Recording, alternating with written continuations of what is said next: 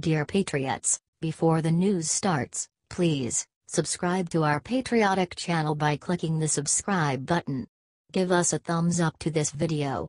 Don't forget to leave your opinion below in the comments section.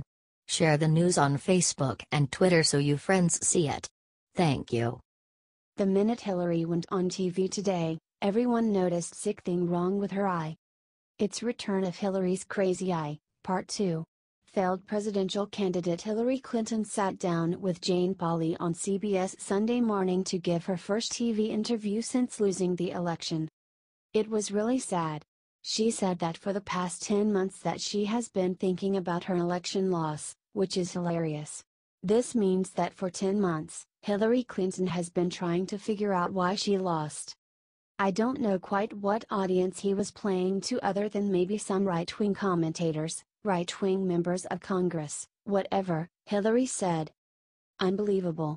She should be blaming her health for the election. Here's the video below. Watch her eye go totally wonky. 11 days before the election, and it raised the specter that somehow the investigation was being reopened. It just stopped my momentum, Hillary then continued. Hillary should be blaming her ill health and the fact that she didn't visit most of the states in the Union. Share this if you are tired of hearing from Hillary. Spread this far and wide if you just want Hillary to go away. Far away.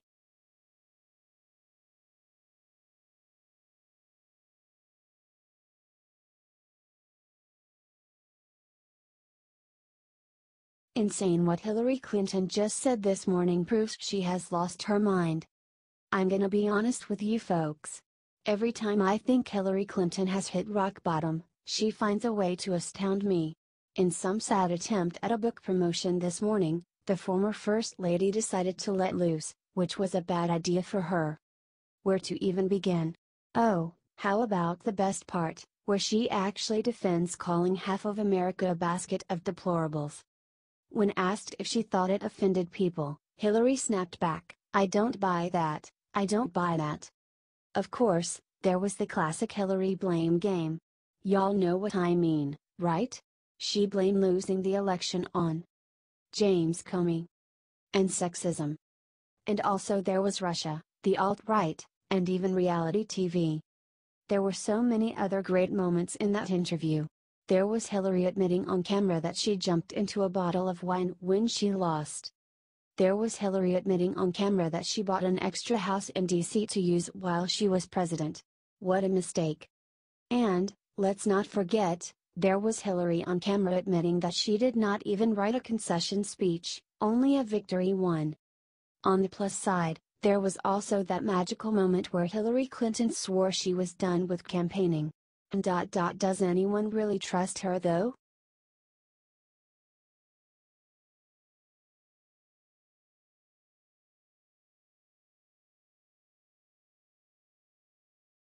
After Eric Bollings' son passed away yesterday, Trump gave him this sad surprise.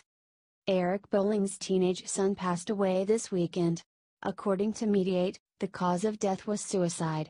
Bolling broke his silence on the death of his 19-year-old son and said that he was absolutely devastated and that the family needed prayers. He sent out the update from the authorities about his son and asked for everyone to respect him and his family's grievance period. It's sad what happened to Eric Bolling, but it's amazing that President Trump found the time to wish him well. Eric needs our prayers and our condolences for this awful tragedy. Share this if you're praying for the Bolling family.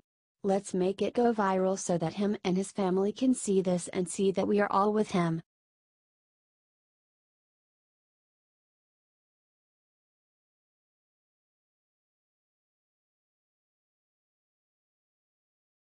Unforgivable. Hillary Clinton's defense of deplorable comments this morning will leave jaws hanging.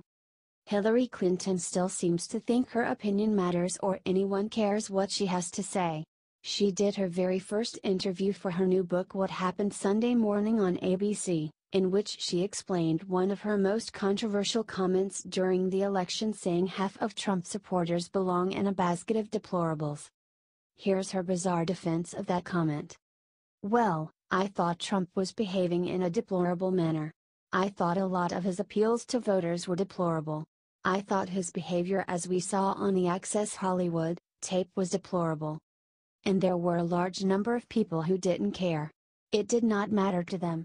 And he turned out to be a very effective reality TV star. Hillary's gross mischaracterization of President Trump and his supporters is one reason of many that she lost the election, and this just proves more than ever that she was totally unqualified to hold our nation's highest office. Certainly, President Trump has done and said things that weren't perfect. He is a mortal man with faults, and it's not like his supporters didn't care. But there were many, many other reasons to support and continue supporting the president. Hillary Clinton continues to not be able to recognize her own leadership failures and continues to blame everyone else for not liking her, giving us all the more reasons to be very happy with the 2016 election results. Share this one out 25,000 times if you're feeling deplorable and proud.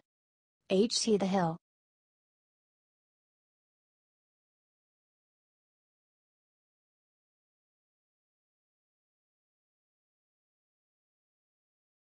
This Republican just flipped the script and exposed what Hillary did with Russia. The chickens are finally coming home to roost for Hillary Clinton. Representative Dana Rohrabacher, RCA, has called on the House Foreign Affairs Committee Chairman Ed Royce to approve hearings on alleged corruption involving the Russia and the Clinton Foundation, according to a press release on the congressman's website. Rohrabacher is particularly keen to see an under-oath examination of the relationship between the donations and the 2013 CFI-US approval of the sale of America's uranium reserves. Rohrabacher currently chairs the House Foreign Affairs Subcommittee on Europe, Eurasia, and Emerging Threats, and has brought forward concerns about Russian financiers contributing significant donations to the Clinton Foundation.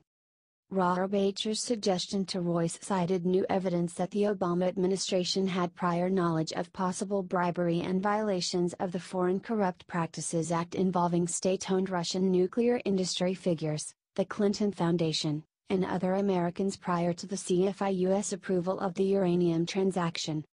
Conservatives have often thrown suspicions against the uranium transaction with Russia, which, according to Rohrabacher, transferred as much as 20% of the U.S. uranium reserves to Russia.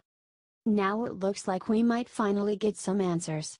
It would truly be the height of irony if the Obama administration was the one with links of corruption and collusion with Russia after everything that had been said, and never proved, about President Trump this year.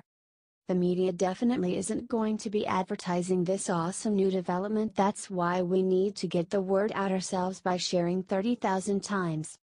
ht.rohrabacher.house.gov.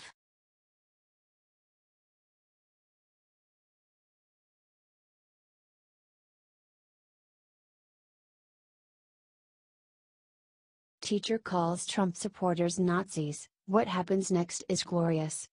Teachers across the country have been spreading anti-conservative propaganda for years. Now, one of them has finally been served some justice. Last week, a Georgia high school teacher named Lynn Orlitsky was caught on camera comparing Make America Great Again apparel worn by students to Nazism. Just like you cannot wear a swastika to school, you cannot wear a Make America Great Again like that, she says in the video obtained by Turning Point USA.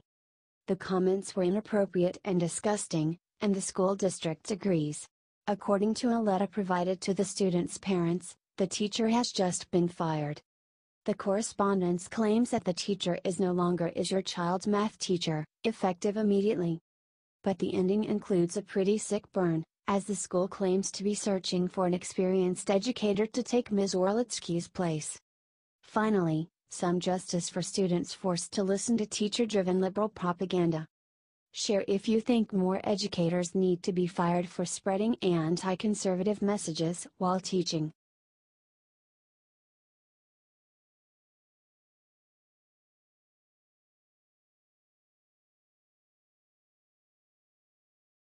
Reporter asked Trump about hurricane, the 7 words he said next made her heart stop. President Trump walked outside the White House on Sunday alongside First Lady Melania Trump and spoke about the federal government's response to Hurricane Irma. He said that he plans to go see the damage very soon. Trump said some amazing things about the first responders and made it very clear that he is very proud of the job that the U.S. Coast Guard has done during the storm. Then suddenly a reporter asked him about the cost of the hurricane. What Trump said next is dropping jaws across the nation. Trump responded, "Right now, we are worried about lives, not cost. I think it's been going really well," Trump told reporters. "I mean, the bad news is this is some big monster, but I think we're really well coordinated." The president then reserved praise for Coast Guard. A group that really deserves tremendous credit is the United States Coast Guard, Trump said, standing next to First Lady Melania Trump. "What they've done, I mean, they're going right into that, and you never know. When you go in there, you don't know if you're going to come out." The Department of Homeland Security and FEMA are continuing to keep Trump up to date and say that Trump is just a phone call away at all times, according to CNN. Help share this everywhere if you are so proud of our president for his handling of these natural disasters. Let's keep Florida in our thoughts and prayers as they brave this huge storm. God bless our president and the great people of Florida. Amen.